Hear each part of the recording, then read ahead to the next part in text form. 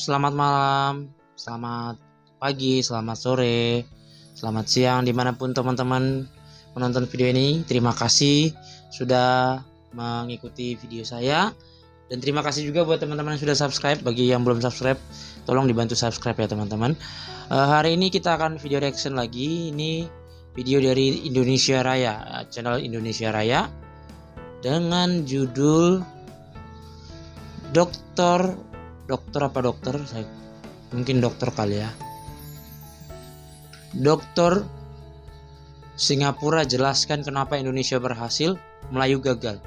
Ini saya kurang paham maksudnya berhasil dalam hal apa. Mari kita saksikan saja videonya. Nanti kita akan tanggapi bareng-bareng, kita akan reaction. Oke, bagi teman-teman yang mau nonton videonya juga nanti akan saya buatkan link di bawah di kolom description. Baik teman-teman, mari kita lanjutkan.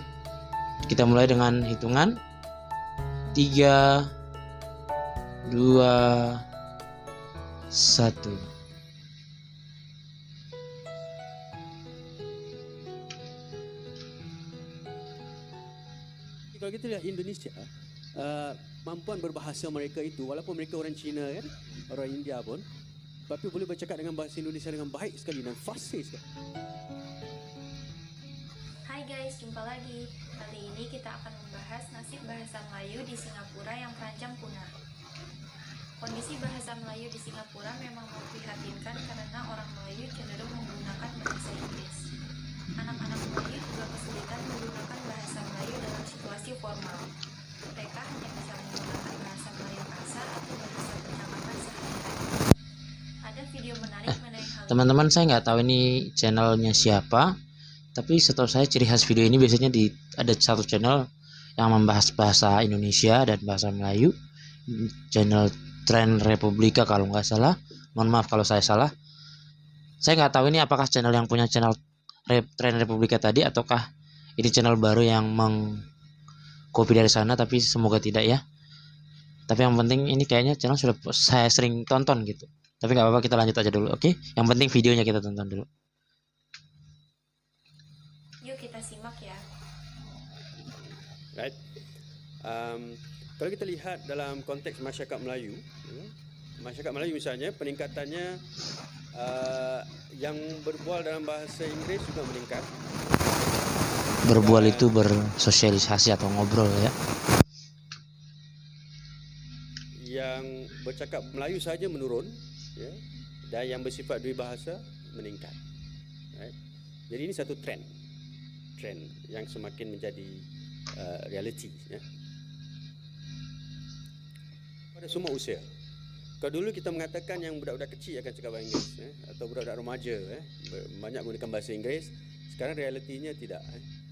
Hampir keseluruhan daripada usia 5 tahun hinggalah 55 akan menggunakan bahasa Inggeris. Jadi ini satu situasi yang kita nak fikirkan baik-baik, kerana tinjauan seperti ini memberikan gambaran yang agak jelas tentang keadaan masyarakat misalnya. Right? Jadi setiap tahun lebih kurang 1,396 pasangan adalah yang kahwin campur. Okey, maknanya di luar bangsanya. Okey. Jadi apa akan berlaku apabila berlaku sedemikian? Apakah bahasa yang akan digunakan di rumah? Adakah masih menggunakan bahasa Melayu atau bahasa pasangan yang bukan Melayu? Atau standard bahasa Inggeris?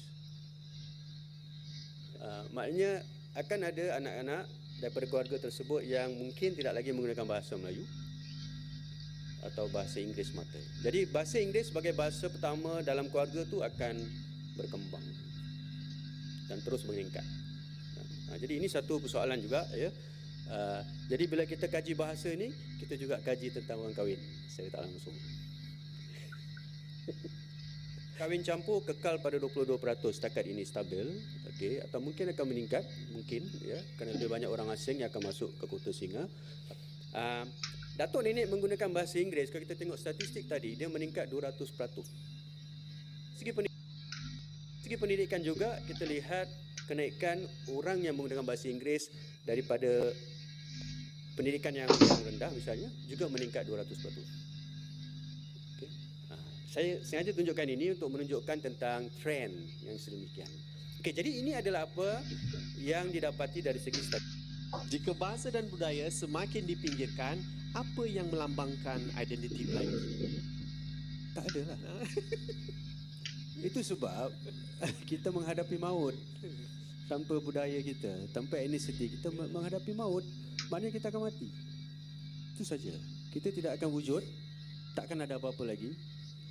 Kita akan asimilasi kepada mungkin budaya yang lebih besar, lebih kuat. Ya. Kerana yang menarik juga di sekolah misalnya, pelajar-pelajar ini mereka mengambil bahasa Melayu tetapi mereka menggunakan bahasa Inggeris. Mereka payah nak gunakan bahasa Melayu misalnya, ada kumpulan ni. Saya kebetulan terjumpa kerana saya sedang melihat sebuah kelas ni. Lalu saya tanya setiap pelajar itu, ya. Ini menarik kerana di sekolah itu ada beberapa bangsa. Ya.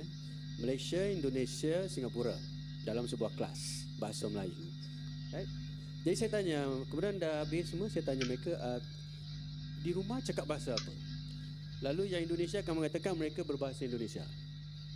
Ya, yang Malaysia akan mengatakan mereka cakap Melayu.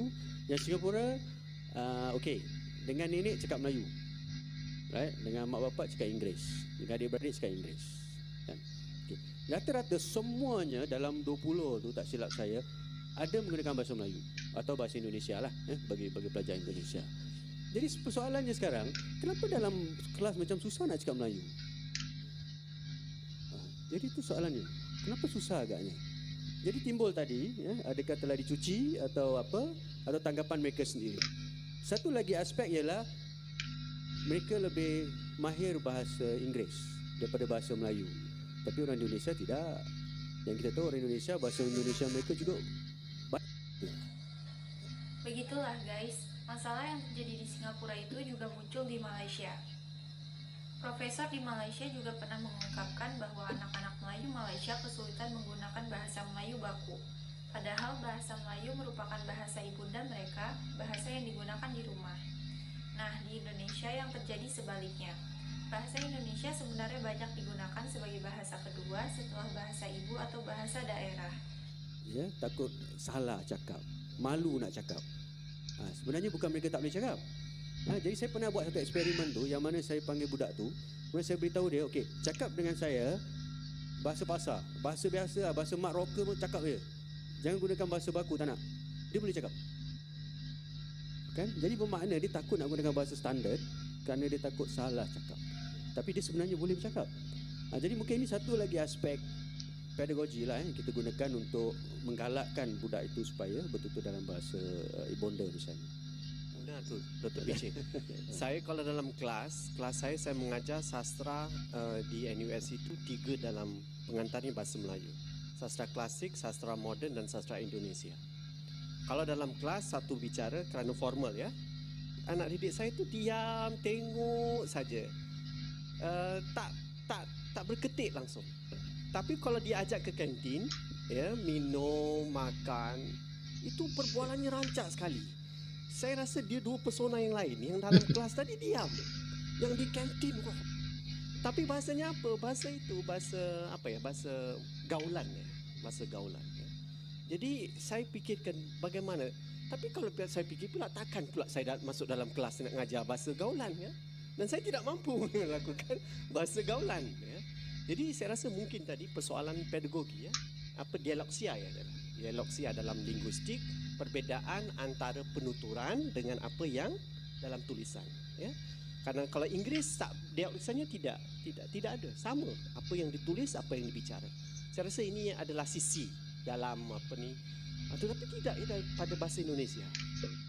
Ya, sama yang baru disinggung tentang bahasa Indonesia ya, coba. Kelas sama juga ya di luar kelas.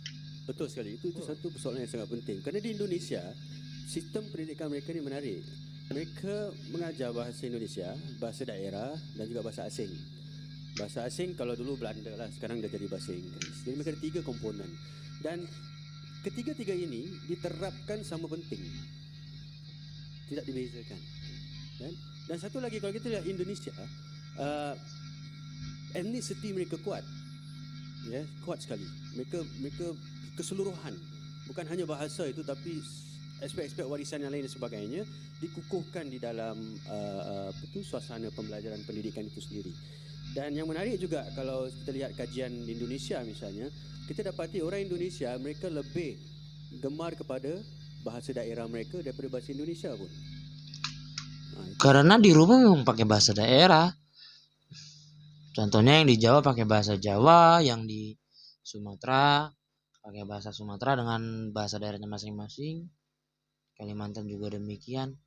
Ya kita memakai bahasa Indonesia untuk ya bergaul dengan mungkin orang-orang dari daerah lain atau di sekolah atau di kantor, tempat kerja dan segala macam. Sedangkan di rumah hampir pasti semuanya pakai bahasa daerah.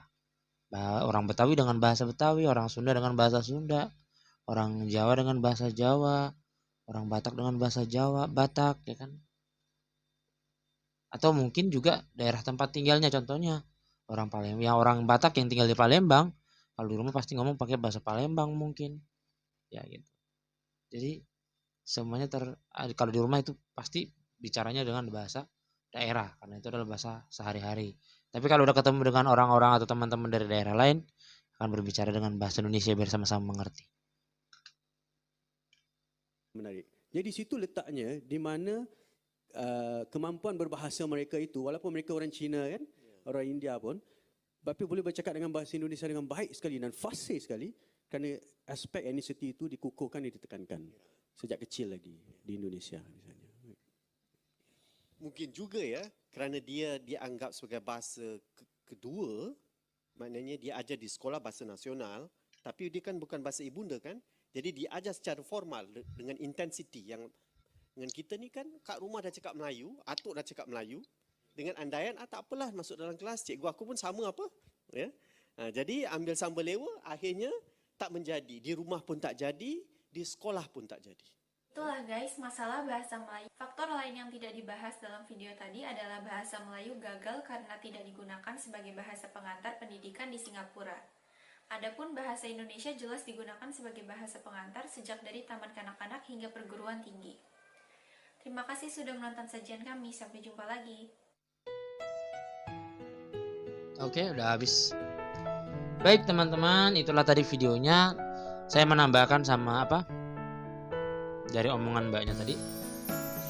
Dan bahasa Indonesia secara mata pelajaran jam pelajarannya cukup banyak ya, cukup besar di dalam sekolah. Contohnya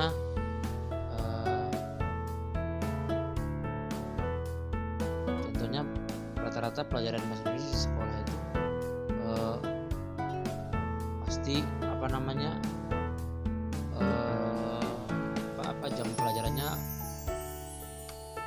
minimal 4 jam sampai dengan 6 jam sampai dengan 7 jam bahkan setiap minggu. Jadi wajar kalau bahasa Indonesia sangat dicintai atau dipahami oleh setiap anak-anak Indonesia. Oke deh teman-teman, terima kasih buat semuanya. Semoga hari ini kita mendapatkan ilmu yang baru, pengetahuan baru. Oke, sampai ketemu lagi. Jangan lupa teman-teman mohon dibantu kasih komentar, kasih video-video yang mau saya reaction, yang mungkin lagi teman-teman pengen saya reaction, akan saya reaction. Juga jangan lupa subscribe, bantu channel ini. Baik, terima kasih teman-teman, sampai ketemu lagi. Dadah.